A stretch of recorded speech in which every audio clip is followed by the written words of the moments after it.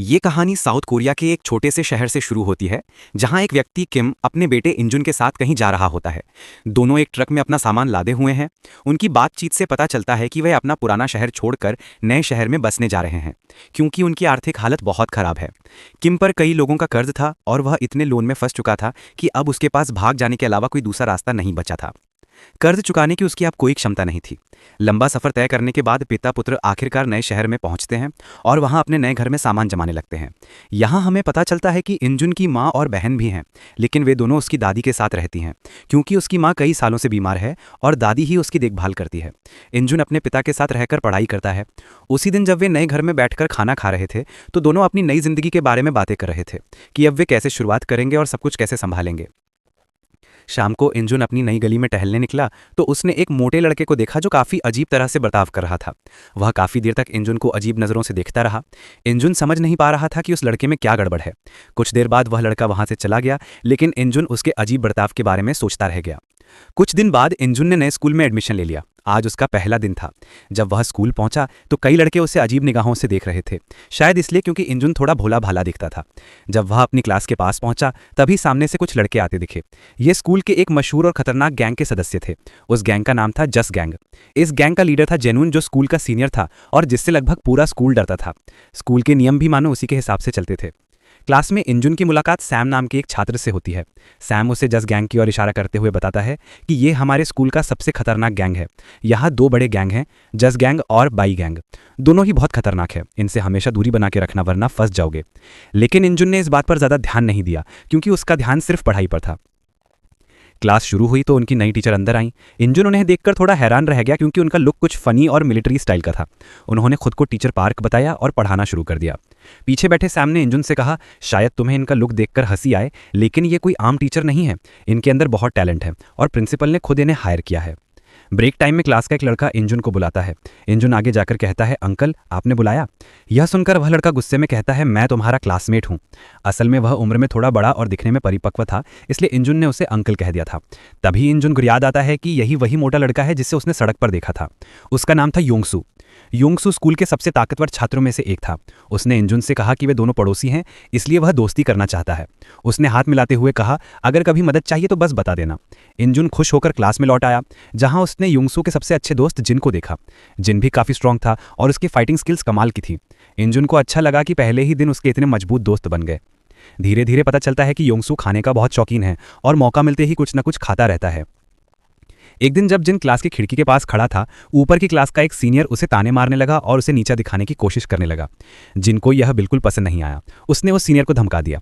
कुछ देर बाद वही सीनियर, जिसका नाम एबलिंग था, अपने दोस्तों के साथ नीचे आ गया और जिनसे झगड़ने लगा।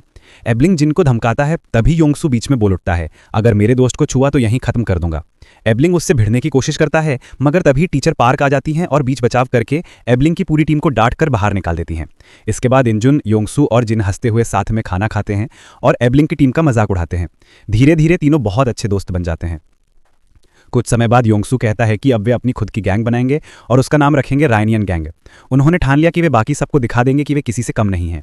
इसी दौरान पिंजन नाम का एक और लड़का आकर बताता है कि जस गैंग ने पूरे स्कूल के लिए घोषणा की है कि स्कूल में एक रेसलिंग टूर्नामेंट होने वाला है, जिसमें फर्स्ट ग्रेड के सभी छात्र हिस्सा ले सकते हैं। जो इस टूर्नामेंट में जीतेगा उसे जस गैंग में शामिल होने का मौका मिलेगा। यह सुनकर पूरा स्कूल उत्साह से भर जाता है। मैदान में भीड़ जुटने लगती है। हर किसी के मन में जस गैंग में शामिल होने की इच्छा थी, क्योंकि उस गैंग से सभी डरते थे और उसका हिस्सा बनना मतलब ताकत और पावर हासिल करना था।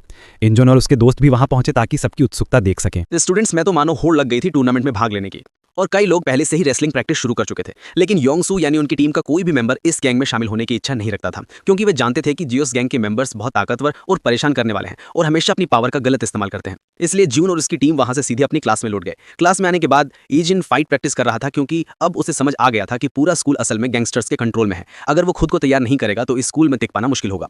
इंजुन ने जून से कहा कि तू तो बहुत अच्छा फाइट करता है, क्या तो मुझे भी फाइट सिखाएगा ताकि मैं अपनी रक्षा कर सकूं। जून मान गया और उसे अलग अलग फाइट स्किल्स सिखाने लगा। साथ ही उसने कहा कि फाइट एक स्किल है जिससे जितना ज्यादा प्रैक्टिस किया जाए उतना ही मजबूत होती है। इंजुन की फाइटिंग स्किल भी अच्छी थी और वो जून की हर मूव को तुरंत सीख लेता था। जून ने कहा कि उसे बस थोड़ी और प्रैक्टिस की जरूरत है, वरना उसकी फिटनेस पहले से ही अच्छी है। इंजुन घर जाकर खुद से प्रैक्टिस करने लगा और ताकत बढ़ाने के लिए अलग अलग एक्सरसाइज भी करने लगा। जून ने उसे 2 उंगलियों पर बैलेंस करके एक स्पेशल एक्सरसाइज करने को कहा, जिससे हाथ की हड्डियां मजबूत हों। काफी मुश्किल होने के बावजूद इंजुन ने यह किया। अगले दिन सुबह इंजुन योंगसू के साथ स्कूल जा रहा था और रास्ते में वे बातें कर रहे थे। योंगसू ने बताया कि वो कभी बहुत अच्छा फाइटर था और स्कूल के सारे गैंगस्टर उससे डरते थे, लेकिन एक दिन उसने अचानक फाइट छोड़ दी और कसम खाई कि अब कभी गलत काम नहीं करेगा। जब गैंग को ये पता चला तो वो उसके पीछे पड़ गए और अक्सर उससे फाइट करने की कोशिश करते हैं। कुछ दूर आगे इंजुन और योंगसू ने देखा कि कुछ लड़के एक स्टूडेंट को बुली कर रहे हैं और उसके बैग से पैसे निकाल रहे हैं। इंजुन और योंगसू को गुस्सा आया, लेकिन योंगसू तो फाइट नहीं कर सकता था, इसलिए इंजुन ने अपनी फाइटिंग स्किल से उन्हें डराकर भगा दिया। फिर वे सीधे जियोस गैंग के कुछ मेंबर्स को ये बताने गए कि इंजुन और योंगसू ने उनके काम में दखल दिया है। जब इंजुन और योंगसू क्लास में पहुंचे तो देखा वहां कुछ लड़के योंगसू का इंतजार कर रहे थे, जिनमें से एक का नाम बोल्डमैन था, जो जियोस गैंग का मेंबर था। बोल्डमैन ने आकर कहा, बहुत हिम्मत आ गई है तुम्हें हमारे काम में टांग अड़ाने की, और योंगसू तू तो फाइट से दूर रहता था, फिर अब हमारे मामलों में क्यों पड़ रहा है? योंगसू ने फाइट करने से मना कर दिया, लेकिन बोल्डमैन ने धमकी दी कि अगर फिर उनके काम में दखल दिया तो वो नहीं छोड़ेगा।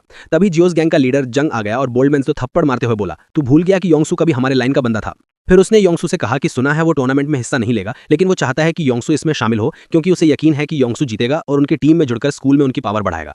योंगसू ने साफ मना कर दिया और कहा कि वो कभी गैंग में शामिल नहीं होगा क्योंकि उसने फाइट छोड़ दी है और अब बस पढ़ाई खत्म करके यहाँ से निकलना चाहता है। जून गुस्से में बोला, फाइट छोड़कर तेरे तेवर बहुत बढ़ गए हैं, देखना एक दिन तुझे मेरी टीम में आना ही पड़ेगा। इतना कहकर वो अपने मेंबर्स के साथ चला गया। इंजुन ने योंगसू से कहा कि उन्होंने धमकी दी, लेकिन फिर भी तुम्हें हाथ तक नहीं लगाया। योंगसू ने कहा क्योंकि वे मेरी फाइटिंग स्किल जानते हैं। स्कूल छुट्टी के बाद इंजुन योंगसू के घर गया क्योंकि वो उसकी फाइटिंग स्किल के बारे में और जानना चाहता था। वहां उसने देखा कि योंगसू एक साथ 50 उबले अंडे खा रहा था, जिससे उसे अंदाजा हुआ कि योंगसू इतना स्ट्रांग क्यों है।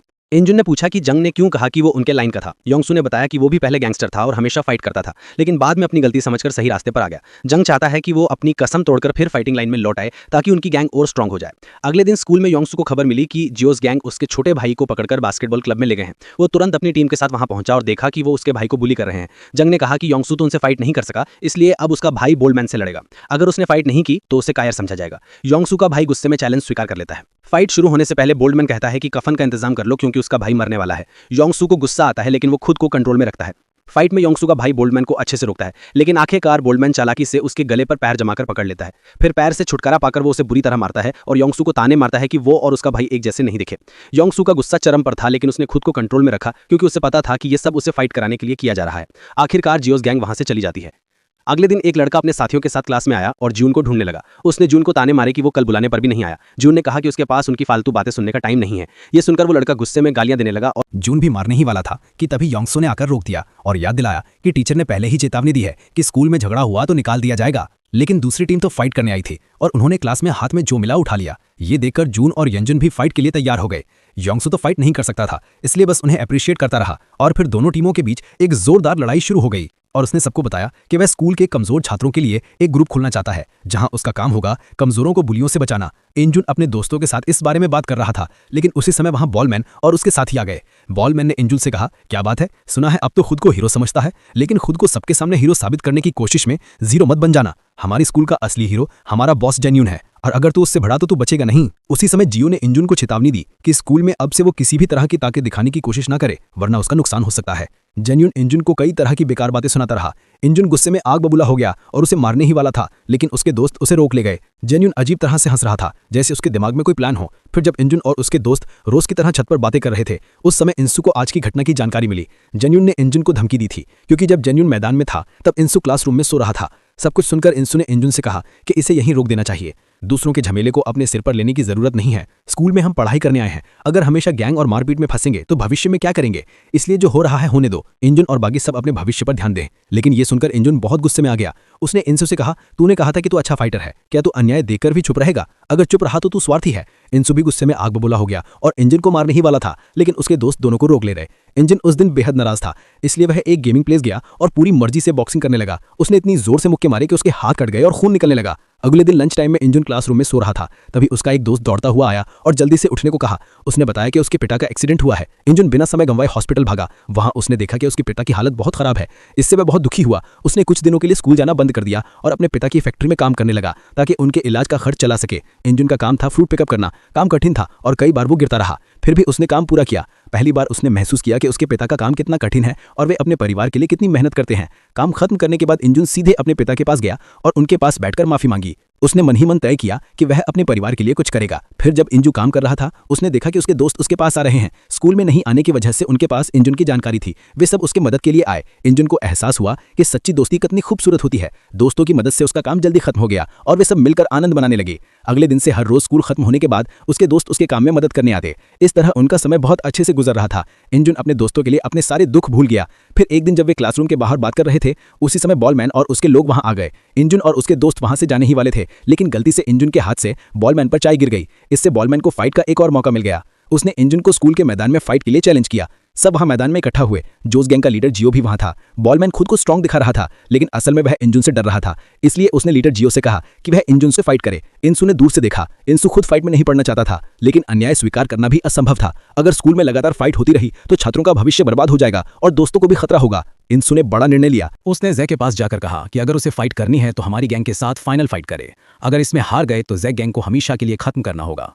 जैनून ने यह चैलेंज स्वीकार कर लिया। दोनों ने फाइट का समय और जगह तय किया और दोनों टीम्स तैयारी करने लगी। क्लासरूम में इंजन और उसके दोस्त बहुत चिंतित थे। जैक गैंग के सदस्य बहुत ज्यादा थे और वे केवल 5 थे। क्या वे सच में उन्हें हरा पाएंगे? बाकी लोग परेशान थे, लेकिन इंसु को कोई चिंता नहीं थी। उसने अपने पुराने गैंगस्टर दोस्तों को भी टीम में बुलाया। थोड़े ही समय में इंसु ने अपनी टीम को बड़ा बना लिया। फाइट का दिन आया। दोनों गैंग्स फाइट के लिए जगह पर पहुंचे। इंसु और उसकी टीम ने देखा कि जैनून ने चालाकी की थी। स्कूल की दूसरी गैंग को भी उसने जोड़ लिया था। अब उनकी टीम के सदस्य बढ़ गए थे। इंसु और उसकी टीम को डर नहीं लगा, क्योंकि वे जानते थे कि मिलकर फाइट करके ही जीत सकते हैं। ये सिर्फ लड़ाई नहीं थी, बल्कि सही और गलत की जंग थी। फाइट शुरू हुई और सभी अपनी पूरी ताकत लगाकर लड़ रहे थे। इंसु बहुत अच्छे फाइटर साबित हुए और अकेले कई लोगों को हरा रहे थे। इंजुन भी अब बहुत अच्छा फाइटर बन चुका था। उनकी टीम ने आखिरकार जीत हासिल की। जैक को बहुत गुस्सा आया, लेकिन नियम के अनुसार कुछ नहीं कर सके। इंसु और उसकी टीम की जीत के बाद सब खुशी मनाने लगे। शाम को उन्होंने पार्टी की, जिसमें हर किसी का पसंदीदा खाना था। अगले दिन इंजुन अपने 2 दोस्तों के साथ खाना खा रहा था। तभी उसका दोस्त बोला कि इंसु बहुत अच्छा इंसान है। वो हमारे भविष्य के बारे में सोचता है ताकि हम सब अच्छा कर सकें। वो नहीं चाहता कि स्कूल में कोई गैंग हो। इंजुन को याद आया कि इंसु ने कहा था कि वह भविष्य में बहुत कुछ अच्छा करना चाहता है और अपने परिवार की जिम्मेदारी लेना चाहता है। ये उसका बड़ा सपना था, इसलिए वह अब किसी फाइट में नहीं पड़ना चाहता। वे सब बातें कर रहे थे कि तभी उनका दोस्त सैम दौड़ता हुआ आया। उसने बताया कि इंसु की हालत बहुत खराब है, वो हॉस्पिटल में भर्ती है। कल रात किसी ने उस पर हमला किया और उसके सिर पर जोर से चोट आई। ये सुनकर इंजुन और उसके सभी दोस्त हॉस्पिटल भागे। वहां इंसु की बहन थी। उसने बताया कि इंसु अभी होश में नहीं आया है और डॉक्टर ने कहा कि किस समय होश आएगा कोई नहीं बता सका। इंजुन और उसके सभी दोस्त बहुत दुखी हुए, खासकर इंजुन जो हमेशा विपत्ति में इंसु के साथ रहा। फिर इंजुन अपने दोस्तों के साथ सीधे पुलिस स्टेशन गया ताकि पता लगाया जा सके कि इंसु पर हमला किसने किया। लेकिन पुलिस ऑफिसर ने कहा कि ये स्कूल स्टूडेंट्स के लिए नया नहीं है। आज कुछ नहीं करेंगे, कल फिर फाइट करेंगे, इसलिए इनको गंभीरता से लेने की जरूरत नहीं है। इंजुन और उसके दोस्तों को पढ़ाई पर ध्यान देने के लिए कहा गया, जिससे वे सभी बहुत गुस्से में आ गए। इंजुन समझ गया कि पुलिस से अपराधी को नहीं पकड़ा जा सकता, इसलिए उसे खुद कुछ करना होगा। वे उदास होकर घर आया और चुपचाप लेट गया। तभी उसके पिता, जो अब पूरी तरह स्वस्थ हो चुके थे, आए। उन्होंने इंजुन को खाना खाने के लिए कहा, लेकिन इंजुन का गला से खाना नहीं उतर रहा था। जब पिता ने पूछा कि क्या हुआ, तो इंजुन बहुत रोने लगा। उसे डर था कि कहीं इंसु को वो फिर खो ना दे। ये सब सोचते सोचते वो पागलों की तरह हो जाता है। फिर बिना कुछ कहे वो घर से निकल जाता है। कई कोशिशों के बाद वे बॉलमैन को ढूंढ लेता है। उसे ऐसा लग रहा था कि बॉलमैन और उसके साथी ही यंगसू पर हमला करने वाले थे। इस सोच ने उसे पूरी तरह साइको बना दिया। वे बॉलमैन से कहता है कि आज उसने यंगसू को मारा है, इसलिए वह उसे किसी भी हाल में नहीं छोड़ेगा, और फिर उस पर हमला कर देता है। इस बीच बॉलमैन समझ जाता है कि इंजुन आज बेहद गुस्से में है, क्योंकि उसकी आंखों और चेहरे पर भयानक क्रोध साफ दिखाई दे रहा है। इसलिए वह उसके साथ लड़ने की हिम्मत नहीं करता, बल्कि कहता है कि यंगसू पर हमला करने में उसका। लेकिन इंजुन शांत नहीं होता। फिर भी अंततः वह उसे छोड़ देता है। इस तरह कई दिन गुजर जाते हैं। इसी बीच सारंग को इंजुन के व्यवहार में काफी बदलाव दिखने लगा है। वह इंजुन को मिलने बुलाता है और समझाने की कोशिश करता है कि अब से वह लड़ाई झगड़े में ना फंसे। यंगसू पर हमला करने वालों को ढूंढने की जरूरत भी नहीं है, क्योंकि इससे वह खुद खतरे में पड़ जाएगा। लेकिन यह सुनकर इंजुन क्रोधित हो जाता है और सारंग से कहता है कि यंगसू पर हमला करने वालों को वह जरूर ढूंढेगा और बदला लेगा। अगर सारंग उसके साथ नहीं रहना चाहता तो वह जा सकता है। यह कहकर इंजुन वहां से चला जाता है और सारंग के पास कुछ कहने को नहीं बचता। सारंग समझ जाता है कि इंजुन काफी दबाव में है। कुछ दिन बाद देखा जाता है कि इंजुन जून को ढूंढ लेता है, जिसे स्कूल से निकाल दिया गया था। इंजुन जून को ढूंढता है क्योंकि उसने कुछ पता किया था। पता चला कि एक बार जस गैंग के लीडर ने जून को ऑफर दिया था, अगर जीन यंगसू को मार सके तो वह उसे काफी पैसे देगा, जिससे वह अपनी गर्लफ्रेंड का ऑपरेशन करा सके। जीन उस समय इस प्रस्ताव को मान गया था और उसने यंगसू से सच में लड़ाई की थी। लेकिन यंगसू को हराना संभव नहीं हुआ। यंगसू जीत जाता है। इसलिए इंजुन सोचता है कि जीन शायद पैसे के लिए यंगसू पर हमला किया होगा। वहीं जियनुन और उसके लोग भी वहां थे। वे जोर जोर से चिल्लाते हुए कहते हैं कि जीन ने पैसे के लिए यंगसू पर हमला किया। जीन कहता है कि उसने ऐसा नहीं किया, लेकिन इंजुन उसकी बात सुनना ही नहीं चाहता। इसके चलते दोनों के बीच वहां लड़ाई शुरू हो जाती है। वहीं जेउन और उसके टीम मेंबर खड़े थे और वे इंजुन और जीन की लड़ाई देख रहे थे। यहाँ देखा जाता है कि इंजुन और जियोंग ही बहुत अच्छे फाइटर हैं, लेकिन जीन ने कभी इंजुन को लड़ाई सिखाई थी। अब इंजुन इतनी ताकतवर हो गया था कि जीन उसके हाथ से मारा खाने के बाद गिर पड़ता है। इस मौके का फायदा उठाकर जून और उसकी टीम मिलकर जीन पर हमला कर देती है। लेकिन इसी समय इंजुन जोर से चिल्लाता है, जिससे उनकी पूरी गैंग मौके पर आ जाती है। यंगसू भी वहां होता है, जो पूरी तरह स्वस्थ हो चुका है। थोड़ी ही देर में जून भी वहां खड़ा हो जाता है और इंजुन की टीम में शामिल हो जाता है। पोलमैन और उसके साथी भी अब जूस गैंग छोड़कर रियूनियन गैंग में आ जाते हैं, जो इंजुन की टीम थी। असल में जून और उसके दोस्तों को सबक सिखाने के लिए इंजुन और उसके दोस्त यह पूरी योजना बनाते हैं। इंजुन जानबूझकर जून से लड़ता है ताकि जेउन और उसकी टीम को गैंग बढ़ाने का मौका ना मिले और वे सब मिलकर उन्हें हराकर सबक सिखा सकें। इस बीच जेउन महसूस करता है कि स्कूल में इंजुन के आने के बाद सब कुछ बदल गया है। अब उसकी जगह कोई और लेना चाहता है, इसलिए वह सबके सामने वचन देता है कि अगर इंजुन उसे फाइट में हरा देता है तो वह सच में अपनी गैंग छोड़ देगा। इंजुन भी उसके सामने लड़ाई के लिए आता है, हालांकि उनकी लड़ाई ज्यादा लंबी नहीं रहती क्योंकि इंजुन पहले ही आक्रमण में जीन का हाथ तोड़ देता है। जीन और उसकी टीम अब मुकाबले में नहीं टिक पाती और हार मानती है। इस तरह रियूनियन गैंग फिर जीत जाता है और जस गैंग का लीडर जेनुन लज्जा के कारण स्कूल में वापस नहीं आता। स्कूल अब गैंग मुक्त हो जाता है। इंजुन और उसकी पूरी टीम अब साथ में मस्ती और आनंद ले रही थी। यंगसू सबको समझाता है कि अब से कोई लड़ाई नहीं होगी, इसके बजाय हर कोई अपने भविष्य पर ध्यान देगा। लेकिन अगर कभी किसी दोस्त को खतरा हो तो सभी को उसकी मदद के लिए आगे आना चाहिए, क्योंकि यही सच्चा दोस्त होने का मतलब है।